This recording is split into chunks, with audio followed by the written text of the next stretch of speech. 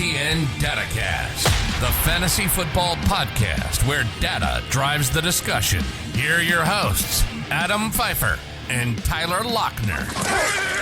The NFC West used to pretty much belong to the Seattle Seahawks, but this team has come a long way since then, since the days of the Legion of Boom. Welcome back, everybody, to the FTN DataCast presented by the FTN Network. Adam Pfeifer, Tyler Loechner with you, taking a look at the Seattle Seahawks as we close out the NFC West in our team previews. Tyler, what a strange last couple of years from this team. I mean, we had the Super Bowl. They should have won 2.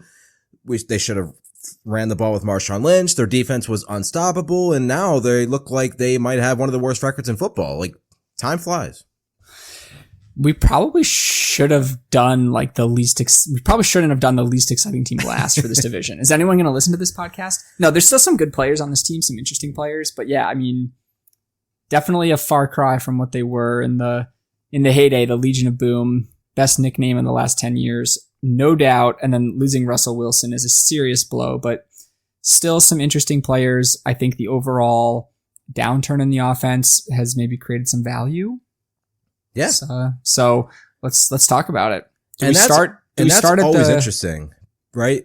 Real quick, because that's a great point. Like, it's always interesting in fantasy when situations change for players and then it presents a value, but it's even more interesting when it's players we've seen perform at elite levels like DK Metcalf, like Tyler Lockett. Right. So, and we'll talk about it. That's been evident in where they're being drafted, especially Tyler Lockett. It's insane. So, let's start at quarterback. Geno Smith, Drew Lock, obviously, again, Russell Wilson, in case you have not followed any sort of news over the past months, he's no longer with the team. He was traded to Denver Broncos in exchange for Noah Fant. I believe they also got, obviously, picks in that deal. Shelby Harris was in that deal, a couple defensive players. Geno Smith appears to have the edge over Drew Lock at starting quarterback. I'm just going to keep it simple. You're not starting Geno Smith or Drew Lock in anything but super flex leagues in fantasy football. Maybe you stream them in deep leagues. Maybe you play them in DFS as a value play. What really we need to talk about is how they impact DK Metcalf, Tyler Lockett, the overall offense, and you could throw in Noah Fant as well. Any other thoughts on the quarterback situation? I expect it to be Geno, by the way, but. Obviously, if you're starting anybody from this offense at quarterback, your fantasy team is probably in trouble. It's straight garbage. My only take is I would be surprised if the Seahawks only start one quarterback all year. Yeah, I mean, and just like crossing my fingers that doesn't completely tank DK Metcalf and Tyler Lockett. It certainly could, but. A lack of consistency at quarterback is never fun, especially for fantasy. I think you've said this on the podcast before, and I've seen it trending on Twitter. It does seem like Geno Smith is currently in the lead, which gives me some hope because it's like DK Metcalf was still pretty good with him. I'm sure we'll talk about this, but I was literally going to. So that's what I'm rooting right for. Into that. So let's just go right into that. Yeah, talk about it because Metcalf had an up and down season last year. Touchdowns really saved him. And we had that stretch where Russell Wilson missed a handful of games with his injury, and Geno Smith started, and it was Tyler Lockett who was pretty much unstartable in fantasy. Metcalf, you lowered expectations, but he still delivered for the most part. Again, it was a lot of touchdowns, but I'm sure you'll probably mention some of the splits. DK Metcalf, insanely talented player. If Russell Wilson was still on this team, he'd be a second-round pick in fantasy pretty easily. Now he's going, 5th round, whatever, but like... I struggle with this because you obviously prefer Russell Wilson at quarterback, obviously. If this was a better, more fantasy-friendly offense, I would be even more willing to take chances on Metcalf because immensely talented player. My problem is it's going to be a slow-paced offense. Pete Carroll's still there, and they're going to still run the football a ton. But what are your expectations for Metcalf? And you can talk about Lockett as well because if Metcalf can just keep being really good at football, which I expect, there is a chance that he is one of the best values in fantasy, despite having Russell Wilson now in Denver. So Metcalf is a player that I'm drafting right now. He's going in like the wide receiver 20 to 25 range, which it just seems crazy, but you do have to take into account the situation. I do think that's the right place for him to be going, but just for a player that's just this talented, like it's a bet on talent scenario here. And the bet on talent worked for him last year when Wilson was not in the lineup. It was only a 3-game sample, so completely understand that it's a small sample size. But Metcalf's numbers were actually up in those 3 games compared to the other 14 with Russell Wilson. Great trade for Seattle then. Yeah, they actually huge upgrade for them. Metcalf's targets were down. He saw 2 fewer targets per game in the 3 games with Geno Smith, but he averaged more receptions. He averaged 10 more receiving yards. He scored 3 touchdowns in those 3 games, and he scored 4 more fantasy points per game. He averaged 17 in those 3 games without Russ versus 14 with Russ. So is losing Russell Wilson good thing for DK Metcalf? No, obviously not. Is it going to be a complete value tanker for him? Not according to this data, not according to what we saw last year. I know a 3-game sample size is pretty small, but it's still 3 full games. And he was good in all 3 of them. So Metcalf is definitely an upside wide receiver 2 that you can get him for cheap in drafts right now. Still a player that I like to target. That's basically it. Just like uber talented. And if AJ Brown can succeed with Ryan Tannehill, I think DK Metcalf can with Geno Smith. Really the problem, and you mentioned this, is just like Seattle in general is not a great fantasy environment. They're so gross. And you do have to just wonder like how much of their fantasy relevancy was Russ driven, because Russ is obviously extremely good. Seattle averaged only 56 snaps per game last year. Like egregiously low. They had 954 total plays on offense. Just like comparing to the Chargers, just a random team I'm looking at. The Chargers had they had nearly 200 more snaps. That's like 3 full football games more worth of potential production from your players. So like that's just like the most absurd stat. Remember watching the Monday night game they played against Washington and they punted for like the first 14 possessions of the game? Like if they went 3 and out or something, like the first 10, like it was insane. I don't remember that. They averaged 56.1 plays per game. That was the worst in the league by over 3. Atlanta averaged 59.1 plays per game. They're slow. They don't play fast, which is the same thing as slow. So I don't know why I said it again, but not only that, but their defense gave up the most plays. Right. It was the worst scenario. Their defense couldn't get off the field. Their offense couldn't stay on the field. And what really we know it's like the Andrew Luck situation from the Colts before he retired. It was like, if you take Andrew Luck off the Colts, this is one of the 3 worst teams in football. That was the case for Russell Wilson the past 4 years or so with Seattle. Now we're probably going to see that come to fruition because Russ has not just been one of the best quarterbacks in the NFL. He's been one of the most efficient quarterbacks in the NFL. So we've seen Russell Wilson have 310 yards, 4 touchdown games on 26 passing attempts. We've seen that more times than not. And that's really, really, really made up for the lack of volume, plays, pace, snaps, everything. That's not going to be the same, but they're also still going to play slow. So I'm honestly just as concerned about that as well as not having Russ, because the 2 coincide to the fact that it's just going to be one of the slowest, ugliest offenses in football. But the other thing is maybe I should just be drafting Metcalf more in best ball because I need to get more teams with him on them.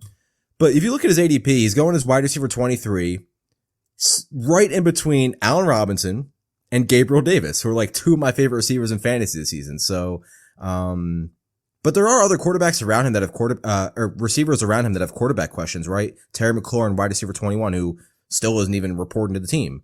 DJ Moore is a little bit higher at wide receiver 17 or 18. So they're like, if you're all about betting on talent, like you will be taking the value on DK Metcalf for the rest of the summer because it's not going to change, right? Like the only way any sort of value changes is if Seattle just trades Metcalf or Lockett. I still think he's one of the most ridiculously talented players in all football. So like there's going to be plenty of weeks where Metcalf reminds everybody that he's still really good. I guess we could just end the podcast with The Seahawks are terrible. Maybe draft DK Metcalf and move on. Well, let's talk a little bit about Lockett. Because he is like, I've seen drafts where it's like his ADP is around 92 right now overall, wide receiver 44.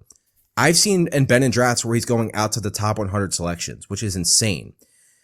Lockett is clearly impacted more because the Lockett-Russell Wilson connection, especially on deep passes, it's been a top 5 quarterback receiver tandem in the NFL. It's been just, there's numbers you can add, and there's numbers in fantasy and football and everything that you can talk about. But sometimes it's just a connection that just is just beyond numbers and it just works. Wilson and Lockett was that and more. And that is no longer a thing. And Lockett, you couldn't start Lockett last year when Wilson was out of lineup. You just couldn't. Yeah, he had no touchdowns in those games. He scored. It was a much bigger impact in standard leagues compared to PPR leagues. Not usually a high target or reception player anyway, except for like the 1 to 2 Thursday night football games per year where he would catch like 13 balls for 200 yards and 3 touchdowns. Mostly against Arizona too. Yeah, I would love those weeks. But he scored 83% fewer fantasy points per game in those 3 games without Wilson. 83% is basically all of your fantasy points. Right. And that's in standard leagues. It was only 37% fewer in PPR leagues, but still, that's a serious dent. And yeah, you mentioned the deep ball connection with Russ. It was it was a beautiful thing. Lockett had 25 deep targets. Deep targets are 20 plus yards down the field. That was 3rd in the league, behind only Jefferson and Jamar Chase. That was 3rd in the league with Russ missing 3-4 games too. Yeah. And with Seattle only taking 900 offensive plays and running the ball on half of them. So like when you factor all that in, and then it was such a good connection. Over 21% of his targets were deep. That was by far the most. So like just always being targeted deep down the field. He caught 20 of those 25 deep targets. So that's an 80% completion rate on deep balls, which was nuts. That was by far the most in the league. 730 yards on deep balls, the most in the league, and 6 touchdowns on deep balls, which was the second most in the league. So, yeah, I mean, it's just like you take away that connection, and Lockett, I totally understand why he's the wide receiver 44 in fantasy drafts. The other problem is, too, it's not just the deep balls. Like, Russell Wilson prior to last season had been like top 3 in end zone passes every year, and Lockett was among the league leaders in end zone targets. That's a huge part that's gone. And a lot of those were deep passes that just happen to be in the end zone too. I want him to be amazing so bad because his name is so close to mine. It really is. But like, at what point do you just say, okay, again, betting on talent, like Lockett's still really good and he might go outside he might be like wide receiver 47, 48 by the time the summer's over.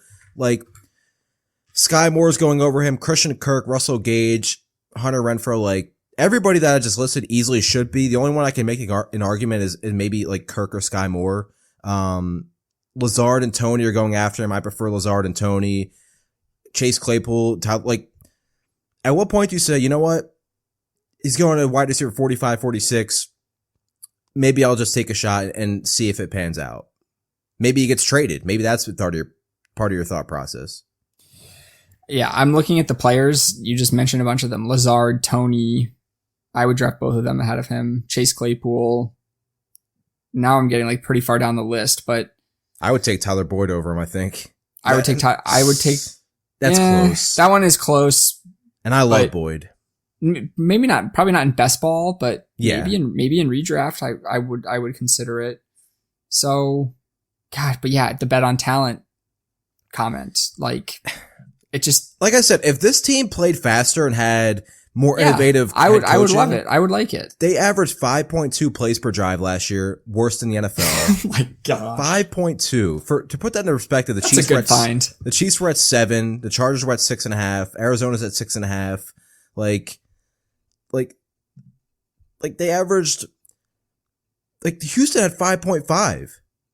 One of the interesting number too. While I was looking at this, the Bengals. How many plays per drive do you think the Bengals averaged? Kind of bearing the lead. But I feel like they were probably low, just from like a fair amount of 3 and outs. But I don't know.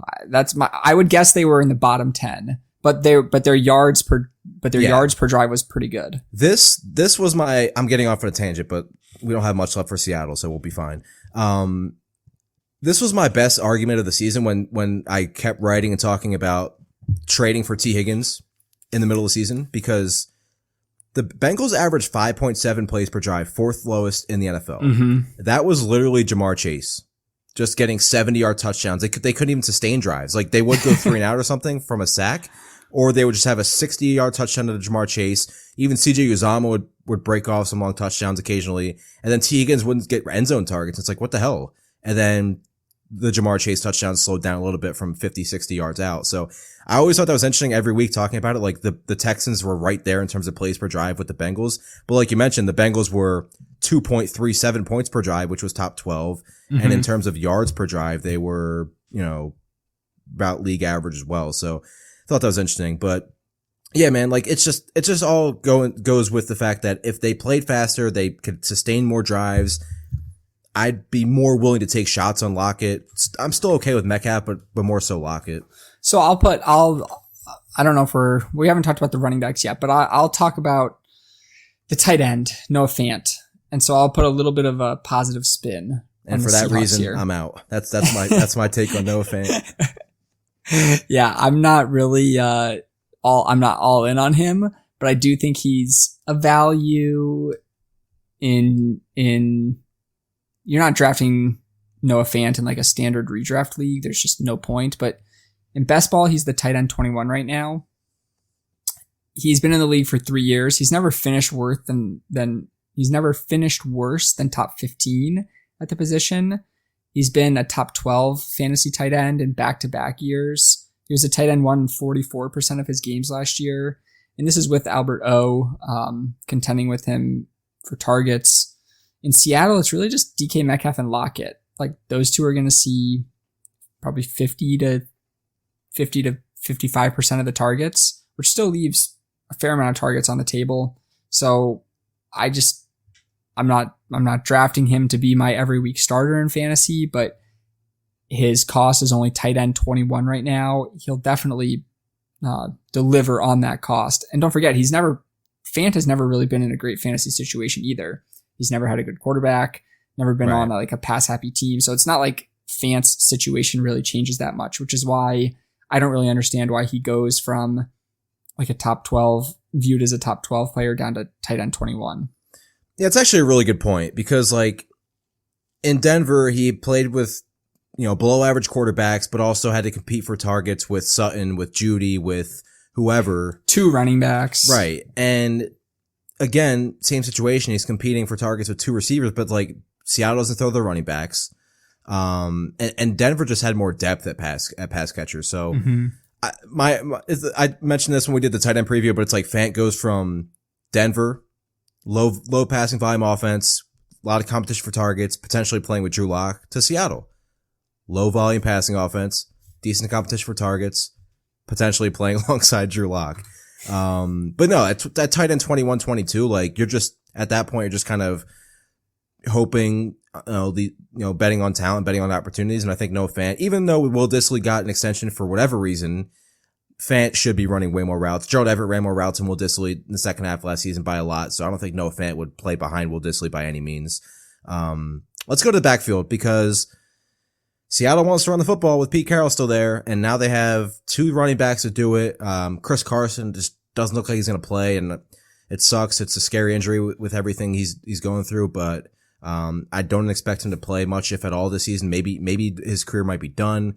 He was one of my favorite running backs in football. I thought he was like, not even, people say arguably, or like, no, he was the most underrated running back in the NFL over the past 4 years or so. So love Chris Carson, but we have to go under the assumption that he might not play this season, which means we have Rashad Penny and recently drafted Kenneth Walker. I think he likes to go by Ken Walker. Yeah, Ken Walker now. So Ken Walker.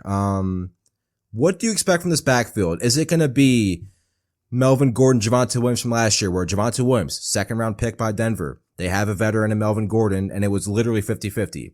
The difference is Melvin Gordon has been like one of the most consistent running backs in football over his career. Rashad Penny has had 4 good games, and they were 4 great games and won people fantasy titles. but he's had 4, maybe 5 good games, and he's been dealing with injuries every single season. What do you expect from this backfield? And ADP is interesting because some drafts Rashad Penny goes before Walker, some drafts it's the other way around, but Kenneth Walker right now, RB28 looks like over on Underdog. Rashad Penny is at running back 37, so it's a pretty decent, it's a sizable gap. Yeah, I mean, it's like the Seahawks thought to themselves, how can we make fantasy football players hate our team the most this offseason? Let's trade away Russell Wilson, and then let's draft and then Kenneth let's not Walker. trade away the receivers. Yeah, and then we'll draft Kenneth Walker in the second round. And we'll add Rashad Penny based on his month of dominance. And let's not let Noah Fant play with Russell Wilson. Dude, I was so mad when they drafted Walker, and I don't like, they spent such high draft capital on him that it seems extremely unlikely that he doesn't play a role. I don't really understand why he's going ahead of Rashad Penny. They picked up his 5th year option, and he was actually legitimately good over those final 5 games. He averaged 134 rushing yards. He had over 135 yards in 4 of those 5 games, just a complete dominator. Over 15% of his carries went for at least 10 yards. It's hard to find a stat from Penny's final month of the season that makes you not like him. But then you have to remember that his first 3 years in the league, his first 3.5 years in the league, where he did nothing or was hurt. He was a player that they drafted in the first round. That's why they were able to pick up that 5th year option. But it's just completely shaping up to be a running back by committee. I would draft Penny over Walker given the ADP difference. Almost 10 running backs going between them you just mentioned is a little bit crazy to me. Neither of them I don't expect either of them to catch very many passes. If it's going to be one of them, it will be Walker. Penny, that was the one knock on Penny over the final month of the year, is that he hardly caught passes. I actually don't know how many he caught, but I think it was a really low number. He had 6 catches all year, so. Yeah. So basically none. He had, he maxed out at 2 catches for 15 yards. So it's just a straight nothing through the air. So what does it end up being? Walker and Penny split early down work, and Walker gets most of the third down work, but really not that much of it because they're just going to be passing to Lockett and Wilson and maybe Fant anyway. So this is, to be completely honest, I'm probably not drafting any of these guys intentionally all year.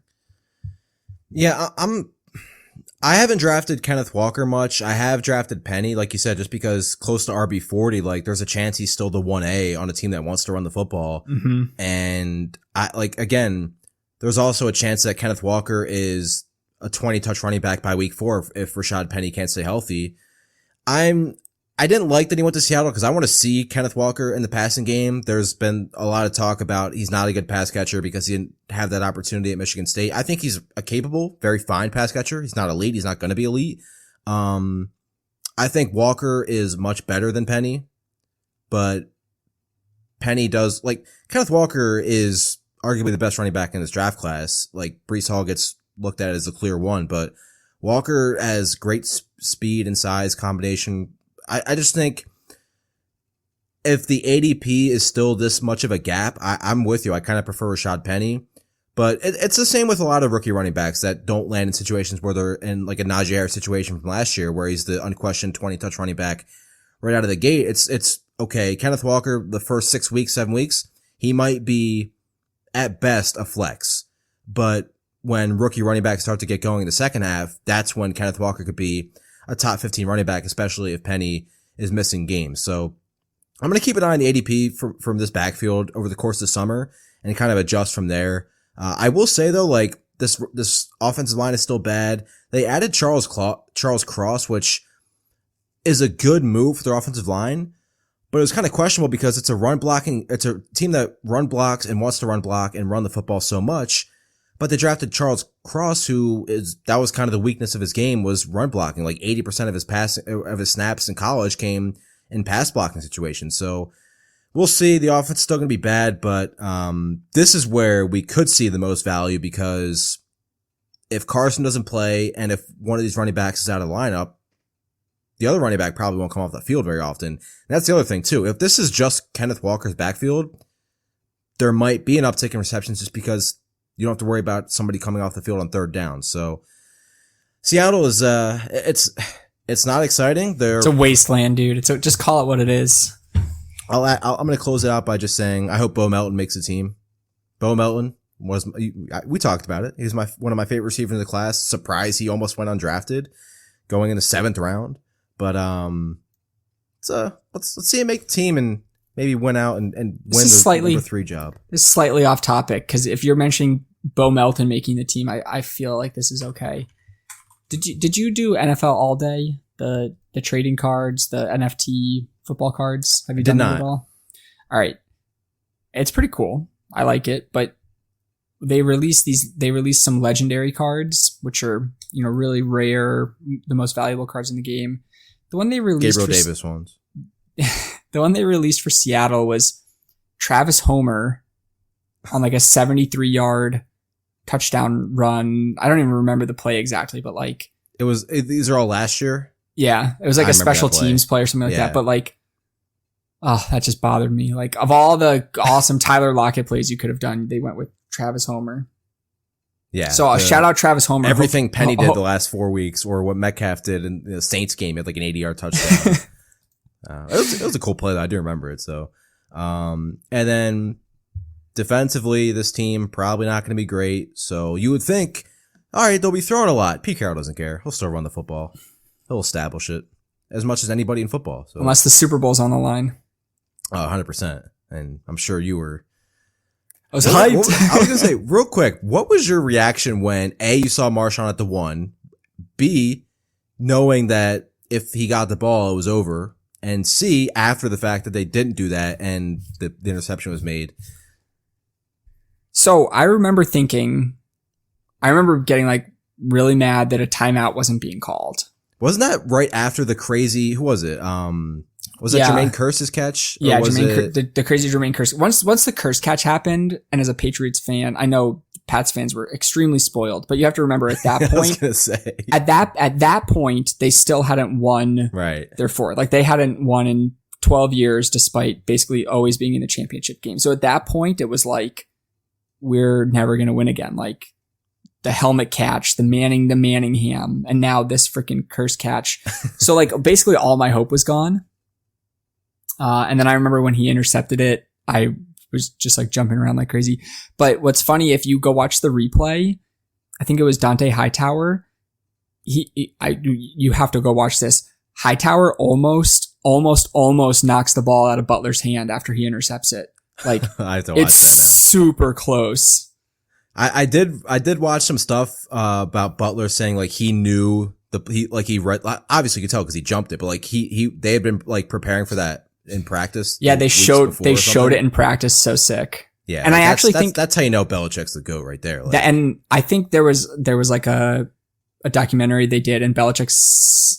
I think that's why Belichick did not call a timeout, because they were in that formation. Dude, Belichick's insane. That's so insane. So are you a Celtics fan too? I'm not a huge NBA guy. I kind of go with the wind, but yeah, in this series, I'm rooting for the Celtics.